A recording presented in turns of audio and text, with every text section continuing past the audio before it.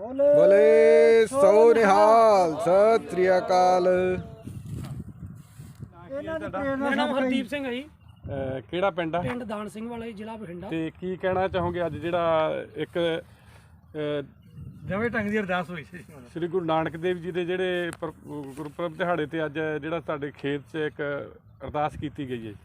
ਇਹਦੇ ਲਈ ਮੈਂ ਇਹੀ ਕਹਿਣਾ ਜੀ, ਪਹਿਲਾਂ ਤਾਂ ਪ੍ਰਮਾਤਮਾ ਦਾ ਬਹੁਤ ਵੀ ਮਿਹਰ ਹੋਈ ਹੈ ਬਾਬੇ ਨਾਨਕ ਦੀ ਸਾਡੇ ਤੇ, ਜਿਹੜੇ ਅਸੀਂ ਇੱਧਰ ਨਾ ਅੱਗ ਲਾਉਣ ਕੰਨੀ ਚੱਲੇ ਹੋਏ ਆ।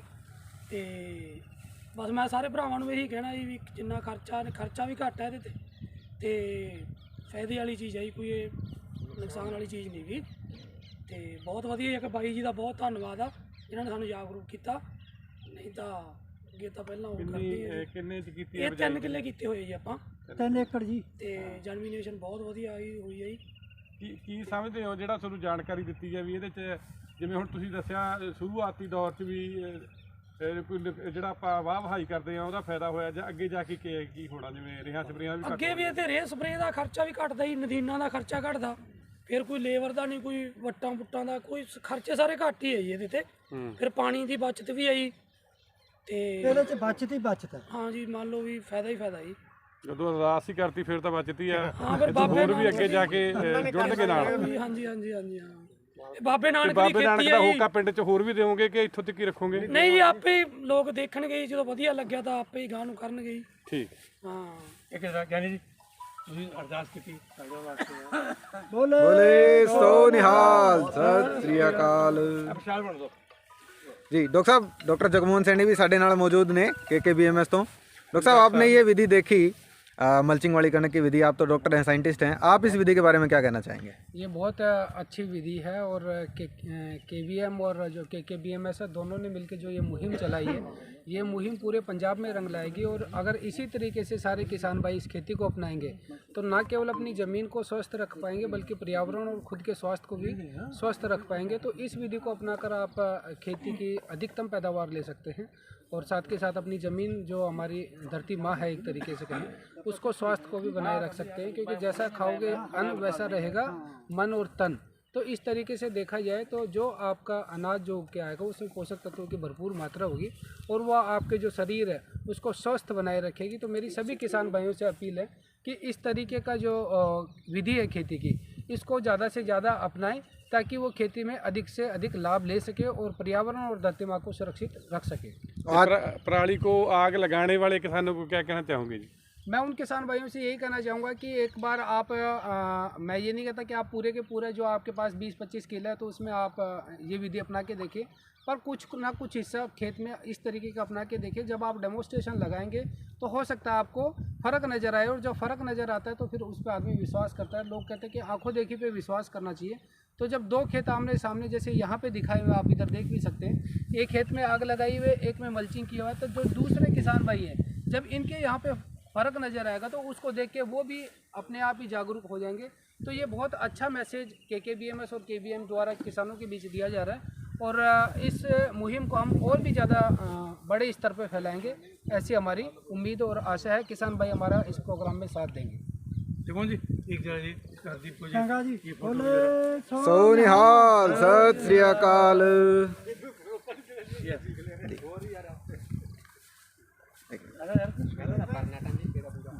स्टिल फोटो ਬਜਾਈ ਸ਼ੁਰੂ ਕੀਤੀਆਂ ਮਾਲਕਾ, ਇਸ ਨੂੰ ਦੁੱਗਣੀ ਚੌਗੁਣੀ ਤਾਕਤ ਬਖਸ਼ਣੀ।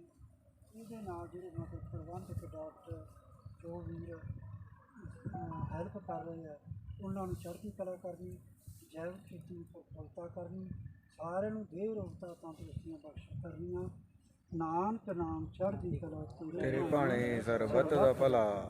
ਵਾਹਿਗੁਰੂ ਜੀ ਕਾ खालसा श्री वाहिगुरु जी की फतेह। ਬੋਲੇ सो निहाल सत श्री अकाल ਬੋਲੇ ਸੋ ਨਿਹਾਲ सत श्री अकाल ਬੋਲੇ ਸੋ ਨਿਹਾਲ सत श्री अकाल ਬੋਲੇ ਸੋ ਨਿਹਾਲ सत श्री अकाल। खालसा श्री वाहिगुरु जी की फतेह। ਪੰਜਾਬੀ ਚ ਬੋਲੋ ਜੀ। ਅੱਜ ਜਿਹੜਾ ਪਿੰਡ ਦਾਨ ਸਿੰਘ ਵਾਲਾ ਹਰਦੀਪ ਜੀ ਦੇ ਖੇਤ ਵਿੱਚ ਅਸੀਂ ਸਰਬੱਤ ਦੇ ਭਲੇ ਦੀ ਅਰਦਾਸ, ਕੁਦਰਤੀ ਖੇਤੀ ਨੂੰ ਪ੍ਰਫੁੱਲਿਤ ਕਰਨ ਦੀ ਅਰਦਾਸ ਕੀਤੀ ਹੈ। ਅੱਜ ਬਾਬੇ ਨਾਨਕ ਦਾ ਜਨਮ ਦਿਹਾੜਾ, ਅਸੀਂ ਬਾਬੇ ਨਾਨਕ ਨੂੰ ਯਾਦ ਕਰਦੇ ਹੋਏ ਉਹਨਾਂ ਦਾ ਆਸ਼ੀਰਵਾਦ ਮੰਗਿਆ ਹੈ ਕਿ ਬਾਬਾ ਨਾਨਕ ਸਿਰ ਤੇ ਹੱਥ ਰੱਖੀ, ਅਸੀਂ ਕੁਦਰਤ ਪੱਖੀ ਖੇਤੀ ਨੂੰ ਪ੍ਰਫੁੱਲਿਤ ਕਰੀਏ। ਔਰ ਖੇਤੀ ਵਿਰਾਸਤ ਮਿਸ਼ਨ ਤੇ ਕੇ ਬਿਰਲਾ ਮੈਮੋਰੀਅਲ ਸੁਸਾਇਟੀ ਇਹਨਾਂ ਨੇ ਸਾਂਝੇ ਉਪਰਾਲੇ ਦੇ ਤਹਿਤ ਅਸੀਂ ਇਹ ਜਾਗਰੂਕਤਾ ਲੈ ਕੇ ਜਾ ਰਹੇ ਹਾਂ ਕਿ ਅੱਗ ਮੁਕਤ, ਜ਼ਹਿਰ ਮੁਕਤ ਜਿਹੜੀ ਹੈਗੀ ਹੈ ਕੁਦਰਤੀ ਖੇਤੀ ਪ੍ਰਫੁੱਲਿਤ ਹੋਵੇ। ਤੇ ਅੱਜ ਉਹਦੇ ਲਈ ਅਸੀਂ ਅਰਦਾਸ ਕੀਤੀ ਹੈ। ਅਸੀਂ ਉਮੀਦ ਕਰਦੇ ਹਾਂ ਕਿ ਬਠਿੰਡੇ ਜ਼ਿਲ੍ਹੇ ਦੇ ਜਿਹੜੇ 35 ਪਿੰਡਾਂ 'ਚ ਅਸੀਂ ਕੰਮ ਕਰ ਰਹੇ ਹਾਂ, ਉਵੇਂ ਤਾਂ ਪੰਜਾਬ ਦੇ ਹੋਰ ਵੀ ਜ਼ਿਲ੍ਹੇ ਨੇ ਜਿਨ੍ਹਾਂ 'ਚ ਅਸੀਂ ਕੰਮ ਕਰ ਰਹੇ ਹਾਂ, ਪਰ ਬਠਿੰਡੇ ਦੇ 35 ਪਿੰਡਾਂ 'ਚ ਜਿਹੜਾ ਕੰਮ ਕਰ ਰਹੇ ਹਾਂ। ਤੇ ਇਹ ਜਿਹੜੀ ਮੁਹਿੰਮ ਹੈ, ਇਹ ਜਿਹੜੀ ਅੱਜ ਕੱਲ੍ਹ ਸ਼ੁਰੂ ਹੋਈ ਇੱਥੋਂ ਕੁਦਰਤੀ ਖੇਤੀ ਦੀ ਔਰ ਅੱਗ ਮੁਕਤ ਖੇਤੀ ਦੀ, ਉਹ ਸਾਰੀ ਜਗ੍ਹਾ ਜਾਵੇ। ਅੱਜ ਦਾ ਇਹ ਉਪਰਾਲਾ ਹੈ। ਇਹ ਤੋਂ ਇਲਾਵਾ ਹੋਰ ਵੀ ਕਿਸੇ ਖੇਤ ਵਿੱਚ ਹੋਇਆ ਜੀ, ਜਿਵੇਂ ਕਿ ਜਿਹੜੀ ਖੇਤੀ ਕਣਕ ਦੀ ਬਿਜਾਈ ਕੀਤੀ ਹੈ ਪਰਾਲੀ ਨਹੀਂ, ਨਾਲ? ਐਵੇਂ ਤਾਂ ਸੈਂਕੜਾ ਖੇਤ ਹੈਗੇ ਨੇ ਬਠਿੰਡੇ ਜ਼ਿਲ੍ਹੇ 'ਚ ਵੀ, ਨਾਲ ਦੇ ਜ਼ਿਲ੍ਹੇ 'ਚ ਵੀ, ਤੇ ਜਿੱਥੇ ਕਿਸਾਨ ਜਿਹੜੇ ਨੇ ਉਹ ਅਪਣਾ ਰਹੇ ਨੇ। ਹਜੇ ਥੋੜਾ ਝਾਕਾ ਹੈਗਾ, ਥੋੜੀ ਨਵੀਂ ਚੀਜ਼ ਹੈ। ਅੱਗ ਲਾ ਕੇ ਕਰਨਾ ਬੜਾ ਸੌਖਾ, ਜਦੋਂ ਤੱਕ ਅੱਗ ਲਾਤੀ ਤੇ ਮੁੜ ਕੇ ਨਿਬੜ, ਇਹ ਥੋੜੀ ਜਿਹੀ ਮਿਹਨਤ ਕਰਨੀ ਪੈਂਦੀ ਹੈ। ਤੇ ਉਹ ਝਾਕਾ ਵੀ ਹੈਗਾ ਐਤਕੀ ਜਿਵੇਂ ਜਿਹਦੀ ਕੀਤੀ ਹੈ, ਤੇ ਮਤਲਬ ਕਿ ਅਗਲੀ ਵਾਰੀ ਤੋਂ ਇਹਨਾਂ ਨੂੰ ਵੇਖ ਕੇ ਬਾਕੀ ਲੋਕ ਵੀ ਜਿਹੜੇ ਨੇ ਉਹ ਕਰਨਗੇ। ਔਰ ਜਿਵੇਂ ਗੁਆਂਢ ਖੇਤ ਅੱਗ ਲੱਗੀ ਹੈ, ਇੱਥੇ ਅੱਗ ਨਹੀਂ ਲੱਗੀ, ਉਹਦਾ ਅਸਰ ਜਿਹੜਾ ਹੈਗਾ ਉਹ ਅੱਗੇ ਵੀ ਪਏਗਾ। ਪੂਰੇ ਪੰਜਾਬ 'ਚ ਕਿੱਥੇ ਆਪਣਾ ਕੰਮ ਚੱਲ ਰਿਹਾ ਜੀ, ਉਹਦੇ ਬਾਰੇ ਵੀ ਦੱਸੋ। ਕਰਨੀ ਆ ਨਾ। ਹਾਂ, ਇਹ 'ਚ ਵੀ ਖਾਸ ਸਰ ਕਿੱਥੇ ਪੂਰੇ ਪੰਜਾਬ 'ਚ ਚੱਲ ਰਿਹਾ ਜਿਹੜਾ ਪੂਰੇ ਪੰਜਾਬ ਦੇ ਵਿੱਚ ਜੀ ਬਠਿੰਡਾ, ਸੰਗਰੂਰ, ਪਟਿਆਲਾ, ਮੋਗਾ, ਇਹ 4 ਜ਼ਿਲ੍ਹੇ ਜਿਹੜੇ ਨੇ ਇਹ ਕੇ ਬਿਰਲਾ ਫਾਊਂਡੇਸ਼ਨ ਦੇ ਨਾਲ ਮਿਲ ਕੇ ਅਸੀਂ ਕਰ ਰਹੇ ਹਾਂ।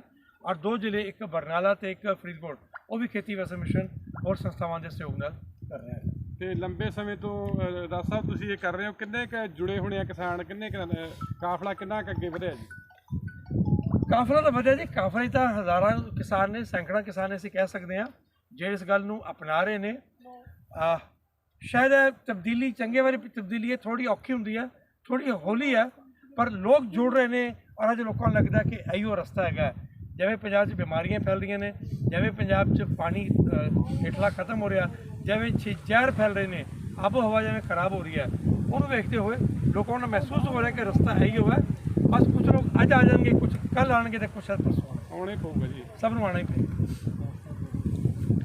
ਬੋਲੋ ਜੀ। ਉਹ ਬੇਟਾ ਬੇਨਤੀ ਉਹ ਕਰ ਰਿਹਾ ਬਾਬਾ ਵੀ ਅਸੀਂ ਪਹਿਲਾਂ ਨਾ ਰੇਹ ਜਾਣਦੇ ਸੀ, ਨਾ ਸਪਰੇਅ ਜਾਣਦੇ ਸੀ, ਸਾਨੂੰ ਲਾਇਆ ਗਿਆ ਯੂਨੀਵਰਸਿਟੀਆਂ ਨੇ ਲਾ ਕੇ ਮੇਲੇ ਲਾ ਕੇ, ਜਿਹੜੇ ਕੈਂਪ ਪਰ ਲਾਉਂਦੇ ਇਹ ਇਹਨਾਂ ਦਾ ਬਹੁਤ ਵੱਡਾ ਉਪਰਾਲਾ ਹੈ। ਅਸੀਂ ਇਹਨਾਂ ਦੇ ਬਹੁਤ ਧੰਨਵਾਦੀ ਹਾਂ ਡਾਕਟਰ ਸਾਹਿਬ ਹੋਰਾਂ ਦੇ, ਕਿਉਂਕਿ ਲੋਕਾਂ ਨੂੰ ਮੋੜ ਕੇ ਉਸੇ ਪੱਧਰ ਤੇ ਫੇਰ ਲਿਆ ਰਹੇ ਆ। ਇਹ ਬਹੁਤ ਲਾਹੇਵੰਦ ਚੀਜ਼ ਹੈ, ਠੀਕ ਹੈ। ਇਹ ਜਦੋਂ ਜਿਵੇਂ ਚੱਲੂਗਾ ਕੰਮ, ਉਵੇਂ ਉਹ ਲੋਕ ਆਪੇ ਜੁੜ ਜਾਣਗੇ। ਇਹ ਸਾਰਾ ਕੰਮ ਹੀ ਕਿ ਇਹ ਤਾਂ ਸਿੱਧਾ ਪੱਧਰ ਹੀ ਹੋ ਗਿਆ। ਸਾਡਾ ਪਿਛਲਾ ਸਦੀ ਜਾਗਦੀ ਹੈ, ਪਿਛਲੀ ਸਦੀ ਵੱਲ ਮੋੜ ਰਹੇ ਆ ਲੋਕਾਂ ਨੂੰ। ਹੈ ਬਹੁਤ ਵੱਡਾ ਉਪਰਾਲੇ ਇਹਨਾਂ ਦਾ, ਬਹੁਤ ਧੰਨਵਾਦੀ ਅਸੀਂ ਇਹਨਾਂ ਦੇ, ਧੰਨਵਾਦ। ਸ਼ੁਕਰਗੁਜ਼ਾਰ ਹਾਂ ਧੰਨਵਾਦ। ਸਾਰੀ ਟੀਮ ਤੇ, ਜਿੰਨੀ ਟੀਮ ਆ, ਮੁੰਡੇ ਬੱਚੇ ਬਹੁਤ ਮਿਹਨਤ ਕਰ ਰਹੇ ਆ ਇਹ, ਹੈ। ਤੇ ਬਾਬਾ ਨਾਨਕ ਇਹਨਾਂ ਦੇ ਹੱਥ ਦੇ ਸਿਰ ਤੇ ਮਿਹਰ ਭਰੇ ਹੱਥ ਰੱਖਣ, ਤੇ ਇਹਨਾਂ ਨੂੰ ਹੋਰ ਵੀ ਉਤਸ਼ਾਹ ਦੇਣ। ਆਵੇ ਬਾਬਾ ਜੀ, ਇਹ ਤੀਰ ਦੇ ਪ੍ਰਫੁੱਲਤ ਗਲੀ ਦੇ ਆਸ਼ੀਰਵਾਦ ਦੇਈ, ਬੜੀ ਭਾਗਾਂ ਵਾਲੀ ਗੱਲ ਹੈ। ਇਹ ਗੱਲ ਦਾ ਸੁਨੇਹਾ ਹੁਣ ਸਭ ਜਗ੍ਹਾ ਦੇਣਾ ਹੈ। ਇਹ ਤੋਂ ਪਹਿਲੇ ਬੰਦੇ ਜਿਹੜੇ ਤੁਹਾਡੇ ਪਿੰਡ ਦੇ ਵਿੱਚ ਔਰ ਹੁਣ ਖੇਤ ਦੇ ਵਿੱਚ ਤੁਸੀਂ ਪਿੰਡ ਦੇ ਪਹਿਲੇ ਬੰਦੇ ਹੋ, ਤੇ ਬਾਕੀ ਲੋਕਾਂ ਨੇ ਹੁਣ ਨਾਲ ਤੋਰਨਾ। ਸੋ ਜਾਂ ਜਿੰਨੀ ਗੱਲ ਮੰਨੇ ਕੋਸ਼ਿਸ਼ ਕਰੋ, ਆਪਣਾ ਨੂੰ ਬੇਨਤੀ ਕਰੋ। ਦਾਸ ਸਾਹਿਬ 2 ਸਾਲ ਹੋਰ ਦੇ ਦਿਓ। ਹਾਂਜੀ, ਠੀਕ ਹੈ ਨਾ। ਹੁਣ ਤੁਸੀਂ ਆਖੋ ਬਾਬਾ ਅੱਗੇ ਬਾਬਾ ਵਧੀ ਜਾਂਦਾ। ਅਸੀਂ ਉਦੋਂ ਕੰਮ ਹੱਥੀ ਸੀ ਸਾਰੇ, 4 ਵਾਰੀ ਫੀਸ ਖਾਂਦੇ, 4 ਵਾਰੀ ਦਿਹਾੜੀ।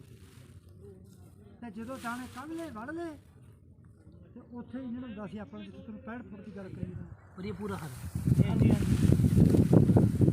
ਮੰਨ ਲਓ ਵੀ ਇਹਨੇ ਕਣਕ ਨੇ ਉਹਦੀ ਥੱਲੇ ਜੜ ਆਪੇ ਲੈ ਕੇ ਜਾਣੀ ਹੈ ਜੀ। ਬਿਲਕੁਲ ਬਿਲकुल यस यस यस सही कह रहे हो। ये देखो ना, ये जब सड़ने लग गया, देखो ਹਾਂ ਇਹ ਤਾਂ ਗੱਲ ਜੀ ਗਈ। ਹਾਂ ਹਾਂ अभी सड़ने लगी, ये देखो ना, ये देखो ना, पूरा मिलने लग गया। ये जब सोइल सैंपल का इनका रिजल्ट चेक करेंगे ना सर, नीचे वाला तो सोइल सैंपल के टेस्टिंग में, हाँ जी हाँ जी, सोइल सैंपल में सारा रिजल्ट निकलेगा इनका, वही रिजल्ट इनको दिखाना है। ऐसा हो जाएगा जी। ये लास्ट में तो इतना ही रह जाएगा, ये ऐसा हो जाएगा, देख रहे हो ना ये। और ये जो मिल गया, ये 4000 रुपये का ये फ़ायदा हो गया। तो आप ये बताओ, जो गुल्ली डंडे की दवाई आप डालते हो, 1 एकड़ में कितने रुपए की दवाई चल जाती है आपकी? 1 किले में 800 मान के चलो 800 रुपये मान ले, ठीक, छिड़कना उड़कना सब मिलाओ तो 1500 रुपये मान लो, 1000 रुपये मान लो, 1000 वो 4000 खाद 5000 रुपये हो गए, एक पानी का और पकड़ लो 800-900 रुपये के हिसाब से 1000 रुपये, 6000 रुपये तो मोटा मोटा सा आपको फायदा हो रहा है, सीधा सीधा सा। उसके अलावा आपने जो बिजाई करी है और खेत की तैयारी में जो आपकी मशीनें चलनी है वो पैसा और काउंट करो तो सीधा सीधा अगर आप देखो 8 से 10 हजार रुपये मोटा मोटा बच रहा है, कोई हिसाब नहीं लगाना, इतना पैसा बच रहा है। तो ये जो तरीका है इसका बहुत सारा अपने को फायदा होने वाला है, इससे नुकसान नहीं, इससे फायदे फायदा है। और ऐसे खेत में जब आप अगली बार जब जोना लगाओगे, जीरी लगाओगे तो आपकी पैदावार भी बढ़ेगी, क्योंकि आपका ये सारा का सारा पोषक तत्व खाद बन जाएगा। आप जो पौधे को जो खाद फेंक रहे हो, जो रे फेंक रहे हो, वो ऐसा नहीं कि वो उसकी जड़ें ही काम में ले रही है, वो रे उसकी पौधे से लेकर जो अनाज का दाना बनता है वहाँ तक वो पूरी की पूरी रह जाती है उसके ऊपर तक। और पौधे के हर भाग में, तने में, पत्ती में, हर भाग में उसका कुछ ना कुछ उसका अंश होता है उस खाद का। तो ये जो खाद है वो इसके अंदर भी उस दाने में भी गई है, तो वो जो खाद आपने फेंकी थी वो वापस ही ज़मीन में मिल जाएगी। तो आपको आने वाले समय में 3-4 साल के बाद फिर आपको खाद डालने की जरूरत ही नहीं पड़ेगी अगर ये तरीका अपना लिया। तो मोटा मोटा सा अपना 10 से 12 हज़ार रुपये का इसके अंदर फायदा है, मोटा मोटा सा। तो ऐसी खेती करने का ही अब फायदा है, क्योंकि अब देखो खेती में तो कुछ बच नहीं रहा, दवाइयों ने सारा पैसा ख़त्म कर लिया, खादों ने सारा पैसा ख़त्म कर लिया, बचा कुचा और जो है आपकी मशीनें ज़्यादा इस्तेमाल होंगी तो उसमें भी नुकसान है। एक चीज़ और मैं बता दूं, जितनी ज़्यादा हॉर्स पावर के ट्रैक्टर चलाओगे आप खेत में उतनी ज़मीन आपकी धीरे धीरे दबती जाएगी, मिट्टी और नीचे नीचे सख्त हो जाएगी, आपका बीज उगेगा ही नहीं आगे आने वाले टाइम। तो ज़्यादा भारी मशीनों का इस्तेमाल भी खेती में नुकसानदेह है, वो भी उसका कोई फ़ायदा नहीं है।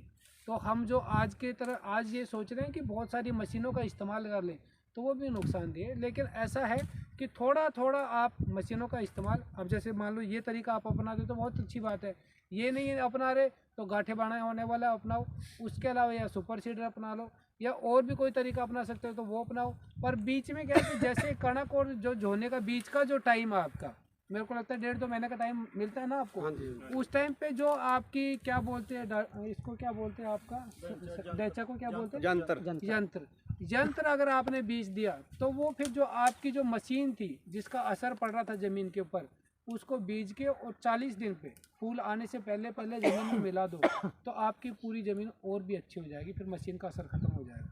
तो इस तरीके से आपको करना पड़ेगा। अगर आपने ये तरीका अपनाया फिर आपको ढैचा बीजने की जरूरत नहीं, क्योंकि ये ਤਾਂ ਸਾਡੇ ਜੀ ਮੰਨ ਲਓ ਸਾਡੇ 60-62 ਮਣ ਕਣਕ ਹੁੰਦੀ ਹੈ, ਮਤਲਬ 60-62-60 ਜੇ ਮੰਨ ਲਓ ਇਹਦੇ ਨਾਲ ਸਾਨੂੰ 55 ਮਣ ਵੀ ਹੋ ਜੇ ਤਾਂ ਅਸੀਂ ਤਾਂ ਵੀ ਫਾਇਦਾ ਦੇ ਕੋਈ ਖਾਸ ਕਰ ਨਹੀਂ 5 ਮਣ ਜੋ ਘਟ ਵੀ ਜਾਊ खर्चा बच गया, बात तो वही आ गई ना, अगर आपका 10,000 रुपये का खर्चा बच रहा है सीधा सीधा इसमें, उतने की आपकी वो कणक होनी थी आपकी, ये समझ लो। और दूसरा क्या है कि इसका अभी आपको ऐसे नहीं पता लगेगा, जब आप इसके खेत की मिट्टी की जांच करवाओगे ना, आज के समय नमूना ले लो और जब ये पूरा तरीके से गल की मिट्टी भी मिल जाएगा तब जांच करवा के देखो, दोनों का फर्क आपके सामने आ जाएगा। आपको किसी को कुछ बताने की जरूरत नहीं, आपको पता लग जाएगा कि आपकी जमीन में पोषक तत्वों की संख्या कितनी बढ़ गई है, तो वो ऑटोमेटिकली पता लग जाएगा आपको।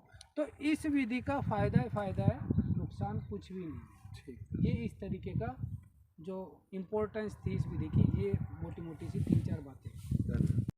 ਕੀ ਨਾਮ ਹੈ ਜੀ ਆਪਣਾ? ਨਾਮ ਸੰਤੋਖ ਸਿੰਘ, ਕਿਹੜਾ ਪਿੰਡ ਹੈ ਜੀ? ਚੁੱਕੇ ਕੋਲ ਇਸ ਪਿੰਡ 'ਚ ਕਿੰਨੇ ਰਕਬੇ 'ਚ ਐਤਕੀ ਗੱਠਾਂ ਬਣਨਗੀਆਂ ਜੀ?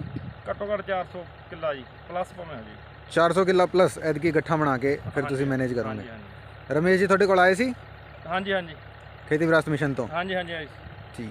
ਹਾਂਜੀ ਤੇ ਇਹਨਾਂ ਨੇ ਕੀ ਦੱਸਿਆ? ਮੀਟਿੰਗ ਕੀਤੀ ਸੀ?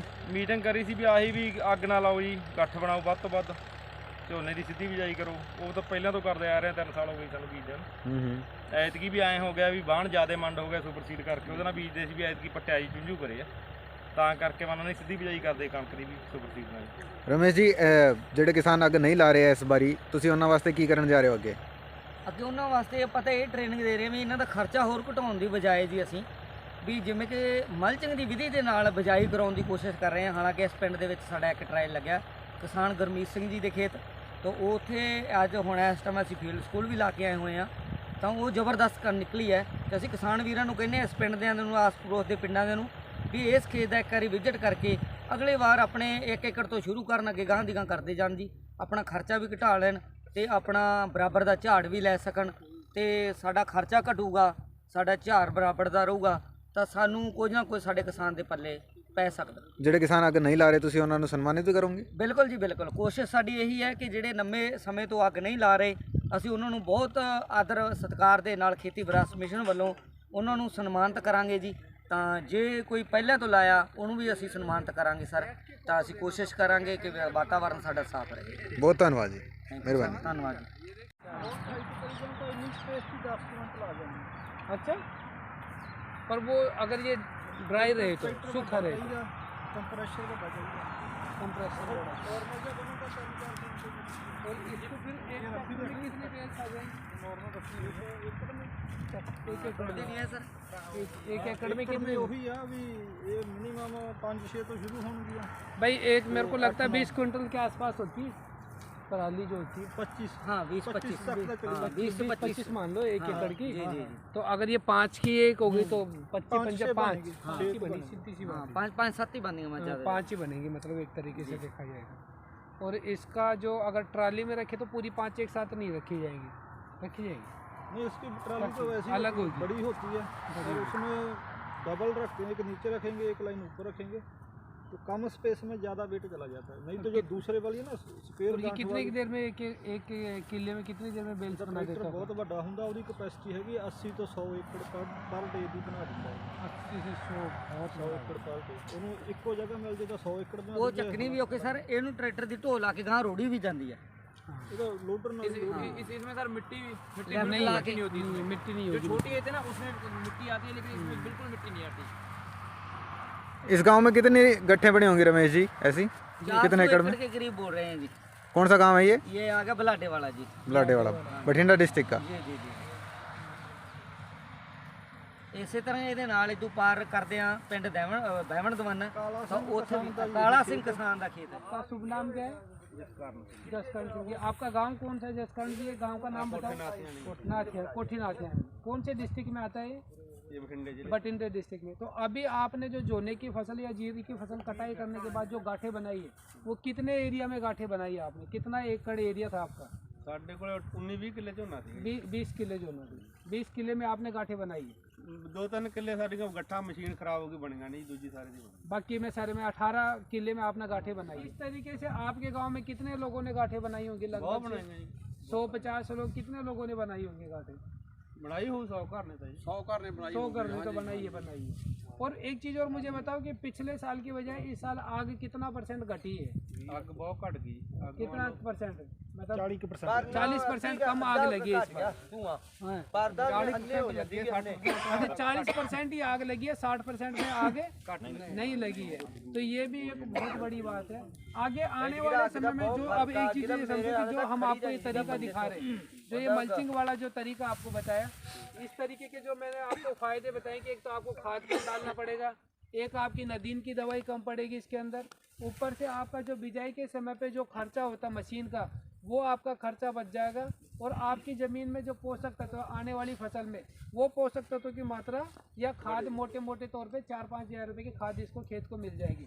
तो इस तरीके का जो हमने यहाँ पर डेमोस्ट्रेशन लगाया, आपको क्या लग रहा है कि इस तरीके की खेती आगे करनी चाहिए कि नहीं करनी चाहिए?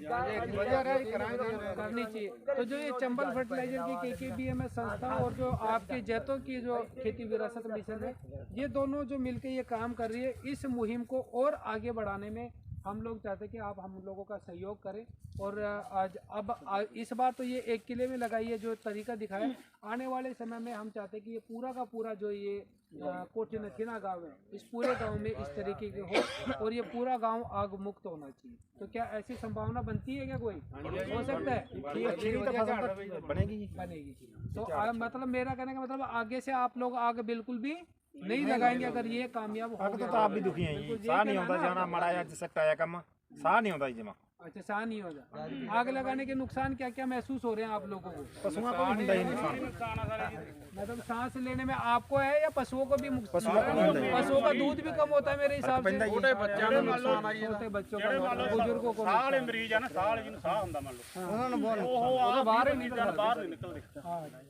ਮਤਲਬ ਸਾਡੇ ਘਰਾਂ 'ਚ ਵੀ ਹੈਗੇ, ਅੰਦਰ ਵੀ ਆਉਂਦੇ ਜੇ ਬਾਹਰ ਆਉਂਦੇ ਫਿਰ ਬਾਹਲੀ ਆਉਂਦੀ ਹੈ ਨਾ, ਫਿਰ ਉਹ ਮੰਨ ਲਾ ਵੀ ਉਹਨਾਂ ਨੂੰ ਦਵਾਈ ਲੈਣੀ ਪੈਂਦੀ ਆ ਉਹਨਾਂ ਨੂੰ। मतलब अभी ਬਹੁਤ ਜਲਨ एक तरीके से देखा जाए तो जो अभी दूसरे जो राज्यों के जो लोग हैं वो कहते हैं कि पंजाब में कैंसर बहुत है, कहीं ऐसा नहीं हो। ये सुनने में आ जाए कि पंजाब वालों के तो फेफड़े थे वो भी खत्म हो गए धुआं सुन के, ऐसा भी हो सकता है। तो आपको आग लगाने का कोई ना कोई दूसरा तरीका जो कामयाब हो सकता है अपने यहाँ पे, चाहे वो गांठ बनाने वाला हो, चाहे वो सुपर सीडर वाला हो, चाहे मल्चर वाला हो, उनमें इन तरीकों को अपना के अपने को खेती करनी पड़ेगी। उससे क्या है कि अपनी धरती माता का स्वास्थ्य भी ठीक रहेगा, अपना जो पर्यावरण है वो भी अपना बिल्कुल ठीक रहेगा। और जब दोनों चीज़ें ठीक रहेंगी तो हमारा जो खुद का स्वास्थ्य है वो भी हमारा ठीक रहेगा। तो इस तरीके से हमें जो आग लगाने की जो मुहिम जो जुड़ रहे हैं हम, इसको कैसे कम किया जाए, उसमें आप लोगों की ज़्यादा से ज़्यादा भागीदारी रहेगी तो आग लगाना बिल्कुल ही बंद हो जाएगा।